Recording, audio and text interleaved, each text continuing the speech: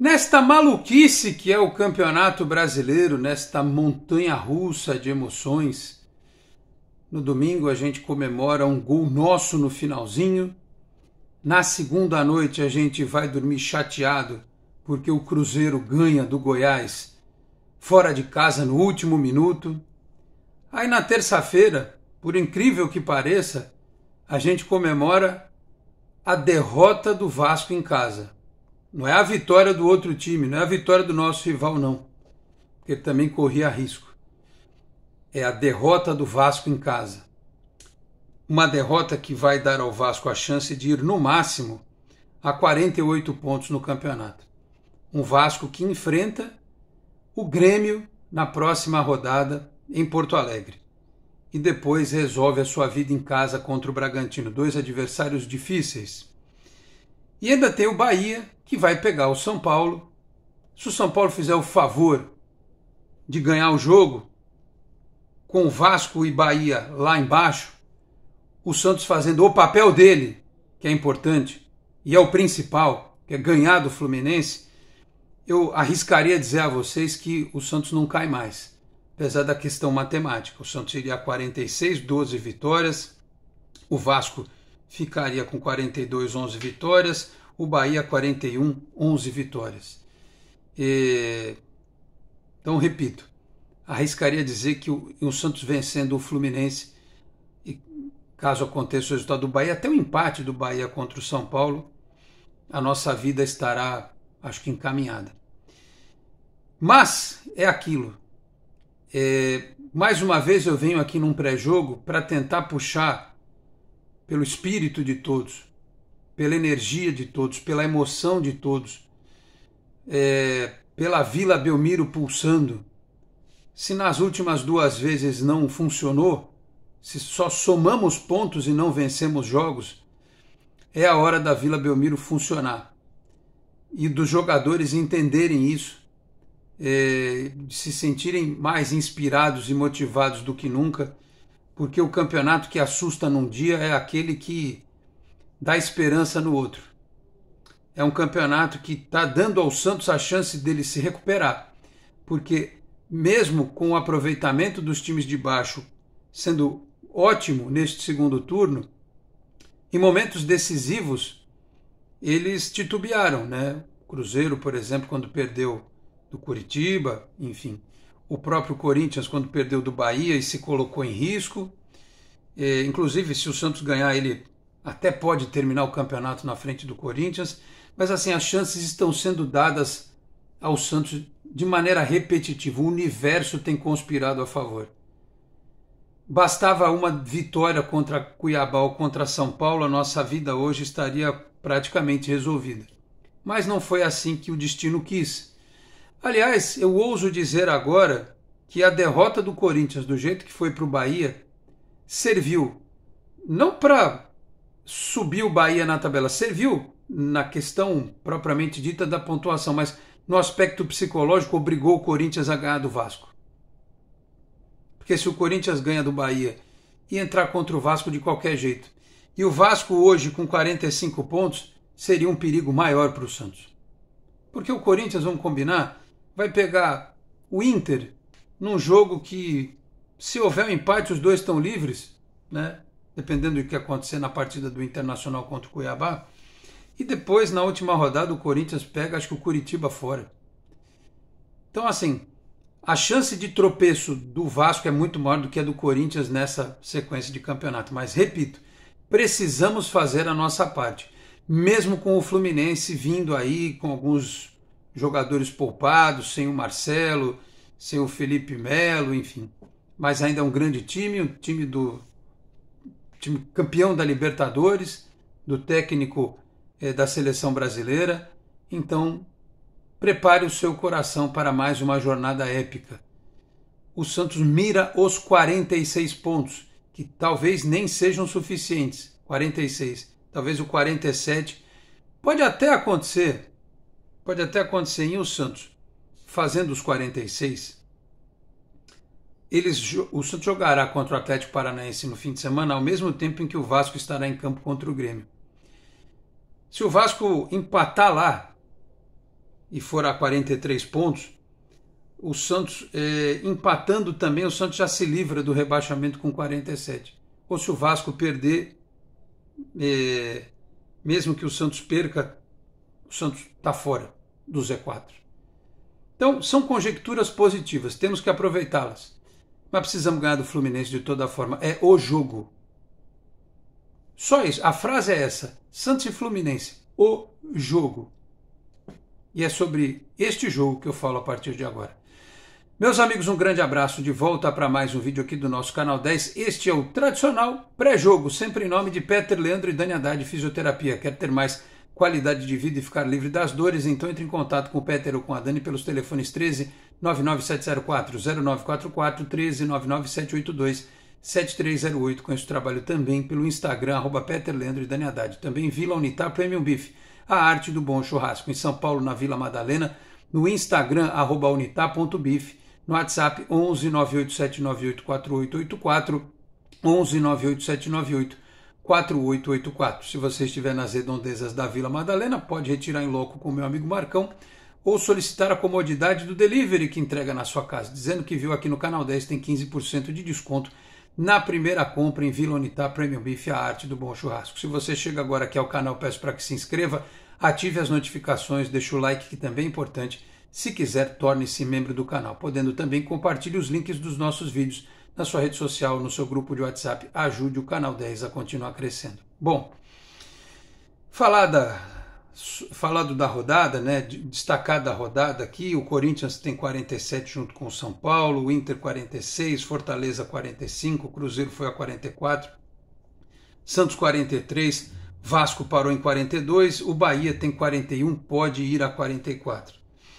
E para que o Santos ganhe do Fluminense, ele tem que ter um equilíbrio defensivo que tem apresentado nas últimas partidas, e vai precisar ser eficiente no ataque, o que não tem sido tanto nas últimas partidas. O gol que o Santos fez contra o Botafogo foi marcado pelo Messias. Nossa linha de frente não tem funcionado tão bem assim em outros jogos, né? Precisa voltar a funcionar. Justamente num jogo em que não tem o Nonato e não tem o Lucas Lima, que são, em tese, os meias do time, né?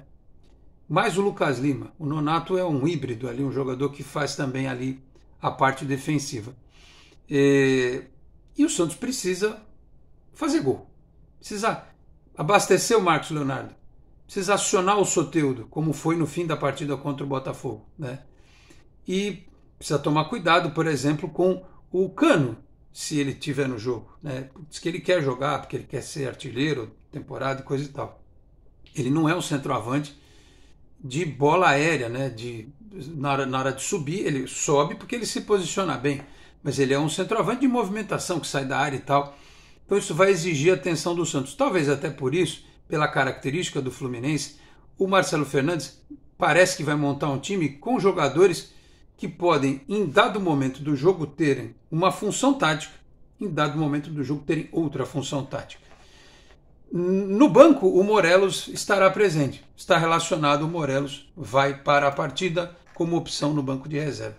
E o time que eu leio aqui no UOL, na matéria do Lucas Mussetti e da Gabriela Brino, é que o Tomás Rincon ainda não pode ser utilizado, assim como o Basso, né? Os dois estão em fase final aí de recuperação, e aí ele vai usar 3 zagueiros, além do João Paulo no gol, Joaquim Messias e Dodô, voltando. Num 3-5-2 seria assim, aí na ala direita Lucas Braga, Mendonça na ala esquerda, Jean Lucas, o Fernandes, Dodi e Jean Lucas, ele vai com 3 volantes, só que o Jean Lucas mais livre para ser meia, efetivamente, né? E o Dodi, pela capacidade que ele tem de correr o campo todo, de mobilidade que ele tem, acho que até pensando nessa característica do Fluminense, é o Dodi e não o Camacho, ou outra opção, para ter mobilidade no meio de campo, né? Ele tem a mobilidade no meio e ganha uma jogada mais incisiva pelo lado esquerdo com o Mendonça, como em tese é o que se espera que aconteça com o Lucas Braga na direita. E o Soteldo e o Marcos Leonardo na frente. Esse sistema ele pode mudar. Ele pode, por exemplo, o Dodô virar lateral mesmo, se for necessário, e o Mendonça virar a ponta esquerda, com o Soteldo indo para a ponta direita, né? Ele pode também fazer uma outra inversão, ele pode pôr o Dodi na lateral direita, na ala direita, e pode colocar o Lucas Braga lá na ala esquerda.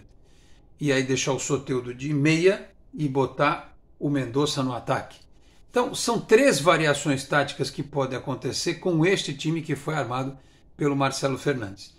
É um time que tem uma característica interessante de mobilidade no meio, de mais liberdade para o Jean Lucas, menos necessidade que ele marque tanto, para que ele marque lá na frente, para que ele jogue mais próximo do Soteldo e do Marcos Leonardo, com a passagem do Mendonça pelo lado e do Lucas Braga do outro.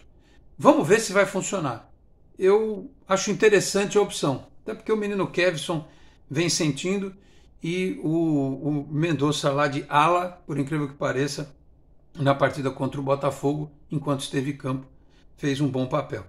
Então, vamos ver como é que vai funcionar essa mobilidade do time. Repito, vai ter o Morelos no banco, vai ter uma outra opção, como vai ter o Maxi, como vai ter o Furt, como vai ter o Patati. Em termos de ataque, está muito bem servido. Minha curiosidade é saber quais serão as opções para o meio, porque entrou praticamente todo mundo que tem à disposição. Vai sobrar o Camacho. Quem mais? Não sei se o Miguelito fica no banco, imagino que sim, até pela ausência de outros jogadores aí. Enfim, mas independentemente de quem esteja em campo, o que tem que estar em campo, além dos nomes, das peças, da tática, é o espírito. Esse é um jogo para a gente pedir a Pelé antes do jogo. Se ele puder dar uma sopradinha na bola de novo, como ele fez contra o Grêmio, nós vamos agradecer. Há outros cenários, obviamente, que podem acontecer na partida, a derrota, o empate. Empatar de novo não é bom, o Santos precisa ganhar. Sabe por que empatar não é bom? Até tudo bem, vai, 44 pontos, iguala o Cruzeiro, mas você não passa o Cruzeiro por causa do nosso tenebroso saldo de gol, né? E aí você só abre 2 pontos de vantagem para o Vasco. E aí teria que, em tese, o Bahia perder para você abrir 3 pontos de vantagem para o Bahia. Mas é aquilo, o Bahia também tem 11 vitórias. O Santos precisa ter número de vitórias no campeonato. Coisa que o Fortaleza e o Internacional já têm 12 vitórias. O Corinthians tem 11 só, o São Paulo tem 12 vitórias. Então ganhar é importante porque além dos 46 pontos, vai para o critério de desempate que o Santos pode negociar, que é o número de vitórias. O saldo de gol a gente não tem como negociar. Se a gente empatar em critérios com qualquer um e depender do nosso saldo por conta daquelas derrotas para Fortaleza, especialmente para Internacional, isso aí pesa contra a gente. Então, a vitória é extremamente necessária. E vencendo, meus caros, o Santos, de cara, ele vai a 46 pontos e ele pode passar, né? O Cruzeiro pode passar, o Fortaleza, não passa o Internacional, não passa o Corinthians. Mas dependendo do que acontecer na rodada, né? Eu já destaquei estas partidas, inclusive, do campeonato. O Fortaleza pega o Bragantino fora e o Cruzeiro pega o Atlético Paranaense em casa. Para nós, olhando para o campeonato, basta que o Cruzeiro empate e o Fortaleza perca, né? Aí o Fortaleza depois na penúltima rodada vai a 48. Não acredito que tenha lá grandes problemas na penúltima rodada antes de vir aqui nos enfrentar. Fortaleza vai pegar em casa o Goiás, provavelmente já rebaixado. E aí, num cenário ideal, Santos e Fortaleza jogariam com extrema tranquilidade aqui na Vila Belmiro na última rodada do Campeonato Brasileiro. Mas tudo isso que eu falei até agora, repito, desde dos primeiros momentos deste nosso vídeo, está condicionado a vencer o Fluminense. Vencer o Fluminense. Vencer o Fluminense. Precisamos repetir, precisamos emanar 95.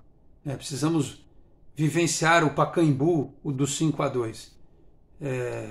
Precisamos vencer. Não dá para não dá para negociar outra... Não dá para negociar outro resultado, né? Precisamos ganhar.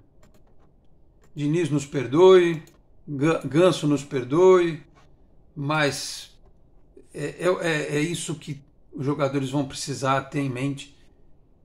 1-0 que seja. Claro que eu queria que fosse 2. Até meu palpite no XBet foi 2-0. Para que a gente tenha um pingo de tranquilidade, né? Que não demore para sair o gol e que um segundo gol saia e que o Santos tenha um pingo de tranquilidade, porque esse ano foi difícil demais. E o ano, esportivamente falando, está acabando, mas para nós santistas ainda tem uma prorrogação, que 3 dias depois do final do campeonato tem a eleição do clube, né? E uma coisa está ligada à outra. A gente precisa pensar no futuro. E o resultado deste jogo foi o que eu coloquei na thumb, de mãos dadas com o futuro. É o futuro do nosso pequeno torcedor. É o futuro do nosso elenco de ser mais forte ou mais humilde, digamos assim, no ano que vem. De dinheiro para o clube se reestruturar, né? De possibilidade de jogar uma competição internacional e faturar um pouco mais. É um resultado que o Santos precisa entender. Santos e Fluminense é o resultado é o jogo para ganhar, dar as mãos para o futuro e seguir rumo a ele de forma brilhante. Ou pelo menos com luz. Brilharemos assim que passarmos essa etapa. Então, quem for a Vila Belmiro, fé e esperança, sem xingar, sem pensar errado, sem pensar negativamente. Quem estiver do lado de fora, eu vou estar trabalhando.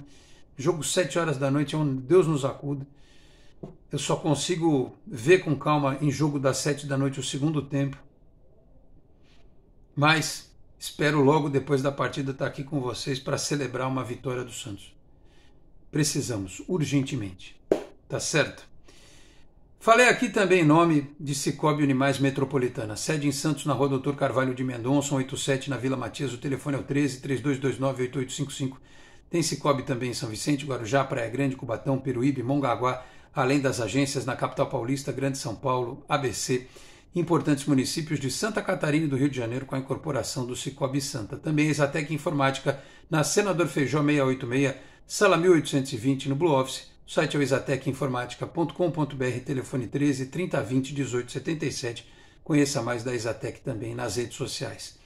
No final deste vídeo, eu deixo aqui uma homenagem a uma pessoa muito querida que nos deixou nesta terça-feira, minha querida tia Esmeralda, que era irmã do meu avô que eu perdi com 7 anos, que morava em Cubatão e cuidou de mim como se fosse uma terceira avó ao longo de tantos anos, né? E ela partiu depois de sofrer um pouquinho, hospitalizada, mas viveu a vida com muita alegria, com muito amor, distribuiu muito amor a todos os familiares, minhas primas, meus primos, os netos dela, né? Para todos nós, para minha esposa, para o meu filho, para minha mãe, né, que era sobrinha direta dela, né? Enfim, para o meu pai também, e para minha irmã, para todos nós. E uma família que tem, né, as netas, a Natália, a Ana Flora, santistas, né? Eu só posso desejar que a minha tia Esmeralda esteja em paz, num lugar que certamente é melhor do que esse em que nós estamos agora. Tá bom? Um beijo, tia. Vai com Deus. Muito obrigado a todos pela audiência, um grande abraço e até a próxima. Tchau, pessoal.